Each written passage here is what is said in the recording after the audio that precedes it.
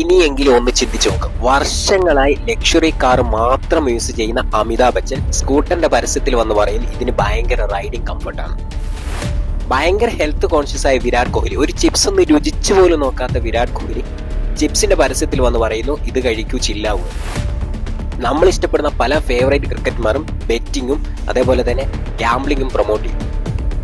ഇനി അക്ഷയ് കുമാറിനെയും ഷാറുഖ് ഖാനെയും പോലെയുള്ള ആളുകളോ പുകയില പോലെയുള്ള ശരീരത്തിന് ഹാനികരമായ പദാർത്ഥങ്ങൾ പ്രൊമോട്ട് ചെയ്യും. സ്പിരിച്വൽ സ്റ്റോറീസ് ഒക്കെ പറഞ്ഞ ആളുകളെ ഇൻസ്പയർ ചെയ്യുന്ന ആഡംബര ജീവിതം ഒഴിവാക്കാൻ പറയുന്ന വലിയ വലിയ ആളുകളൊക്കെ അവർ ലക്ഷറി ജീവിതം നയിക്കുന്നു. നമ്മളോ? ദാറ്റ് മീൻസ് ഇവരൊക്കെയും ഈ സെലിബ്രിറ്റീസ് ഒക്കെയും നമ്മളെ പറ്റിച്ചുകൊണ്ടിരിക്കുകയാണ്, കബളിപ്പിച്ചുകൊണ്ടിരിക്കുകയാണ്. ഇതൊന്നും വിശ്വസിക്കാതെ പലരും അതിന്റെ പുറകെ പോവാണ്. സോ അതൊക്കെ ഒഴിവാക്കി നമ്മുടെ കരിയറിലും നമ്മുടെ ഗോളിലുമാണ് നമ്മൾ ഫോക്കസ് ചെയ്യേണ്ടത്. എന്നിട്ട് മണി ഏൺ ചെയ്യും.